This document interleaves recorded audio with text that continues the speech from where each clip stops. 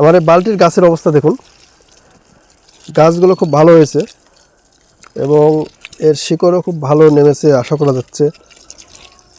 যেহেতু এটা 30 লিটারের বালতি এবং এর জায়গা অনেক বড়, আমার বস্তার চেয়ে এখানকার শিকড় অনেক বড় হবে। এখানে পানি একটু বেশি দিলেও সমস্যা নেই। আসসালামু আলাইকুম, হ্যালো বন্ধুরা, সবাই কেমন আছেন? আশা করি অনেক ভালো আছেন। আয়শা ছাদ কৃষিতে আপনাদের স্বাগতম। আজকে আমি আপনাদের দেখাবো আমার জিনসিন বাগানে পানি সেচ দেওয়া দেখাবো। অনেক দিন থেকে আসলে পানি দেওয়া হয়নি এবং গাছের অবস্থা খুব খারাপ হয়ে গেছে, মাটি অনেক শক্ত হয়ে গেছে। যেহেতু আমার 100% শিকড় নেমে গেছে, এই মুহূর্তে পানি সেচটা অত্যন্ত গুরুত্বপূর্ণ। তো আপনাদের মাঝে শেয়ার করতে চাই আমি আসলে কিভাবে জিনসিন গাছে পানি দিই। এর আগে আমার অনেক কষ্ট হয়েছে পানি সেচ দিতে, তবে যখন এই ট্যাঙ্কির ব্যবস্থা বা পানি সেচের ব্যবস্থা করেছি ঠিক তখন থেকে অনেকটাই কষ্ট লাঘব হয়েছে। এখানে দেখতে পাচ্ছেন আমার পানি সেচের খুব সুন্দর ব্যবস্থা করা হয়েছে। তো এখানে আমার 90 ফিটের মতো ফিতা আছে এবং এই ফিতা দিয়ে আমার পুরো ছাদ বাগানে পানি সেচ দেওয়া যায় এবং প্রায় 3 ঘন্টার মতো সময় লাগে এই পানি সেচ। আসলে পানি সেচটা অত্যন্ত গুরুত্বপূর্ণ। আমি এই নলের ব্যবস্থা করেছি এই জন্য যে আমার যেন জিনসিন গাছে পানি খুব বেশি না পড়ে। আর যদি আমি এই পাইপটা অনেক মোটা করি বা এরকম যদি করি তাহলে পানির পরিমাণ বেশি পড়বে এবং গাছ আমার যে কোনো মুহূর্তে নষ্ট হওয়ার সম্ভাবনা আছে। এই জন্য আমি চিকন পাইপটা নিয়েছি। আপনাদের মাঝে শেয়ার করতে চাই এই শেষ মুহূর্তে আমার এই জিনসিন বাগানে কি পরিমাণে পানি দিতে হবে। আসলে পানি সেচটা অত্যন্ত গুরুত্বপূর্ণ, এটা আগেও বলেছি আপনাদের।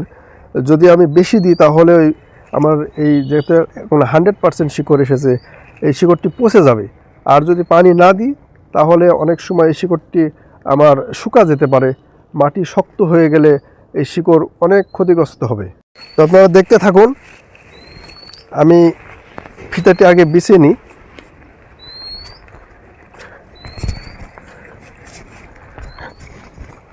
পানি সেচটা পুরোটাই আপনাদের দেখাবো। এটা খুব ইজি এবং যে কোনো মুহূর্তে আমি পানির পরিমাণ কম বেশি করতে পারি।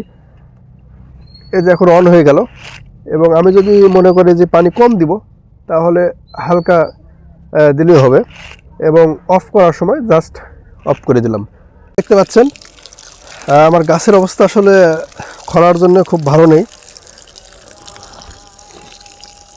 এভাবে পানি দিতে হবে, কখনোই বেশি দেওয়া যাবে না, যেহেতু আমার 100% শিকড় নেমে গেছে। এখন যদি বেশি দিই তাহলে শিকড়টি পচে যেতে পারে। একটু ভালো করে দেখাই আপনাদের, একটু কাছ থেকে।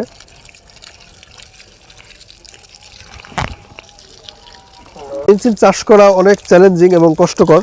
এর গাছ তৈরি করা সহজ, কিন্তু এটা চাষ করা দীর্ঘদিন রাখা অনেক কষ্টকর। যেমন বর্ষার মৌসুমে আমার খুব কষ্ট করতে হয়েছে। আমার দেখতে পাচ্ছেন, একটু কাছ থেকে দেখাই, আমার নিচে কিন্তু ইট দেওয়া আছে এবং উপরে বাঁশ দেওয়া আছে, তারপরেও আমার বেশ কিছু গাছ নষ্ট হয়ে গেছে।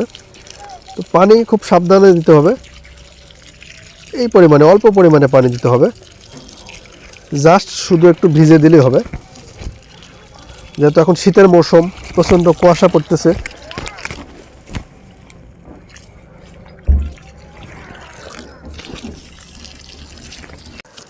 আমার এই বালতির গাছের অবস্থা দেখুন, গাছগুলো খুব ভালো হয়েছে এবং এর শিকড়ও খুব ভালো নেমেছে আশা করা যাচ্ছে।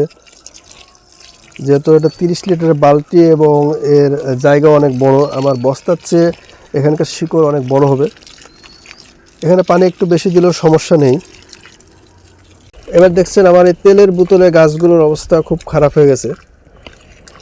এগুলো আসলে অনেক দিন থেকে পানি না দেওয়ার জন্য,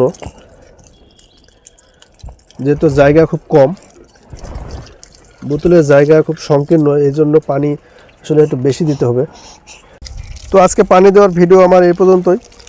আসলে ভিডিও অনেক দীর্ঘ হবে, আমার প্রায় 3 ঘন্টা সময় লাগবে পুরো ছাদে পানি দিতে। পুরো ছাদ বাগানে আমার 3 ঘন্টার মতো পানি দিতে লাগবে। তো আমার ভিডিও ভালো লাগলে অবশ্যই লাইক, কমেন্ট এবং শেয়ার করবেন এবং পাশে থাকবেন। সবাই ভালো থাকবেন, সুস্থ থাকবেন। আসসালামু আলাইকুম রহমতুল্লাহ।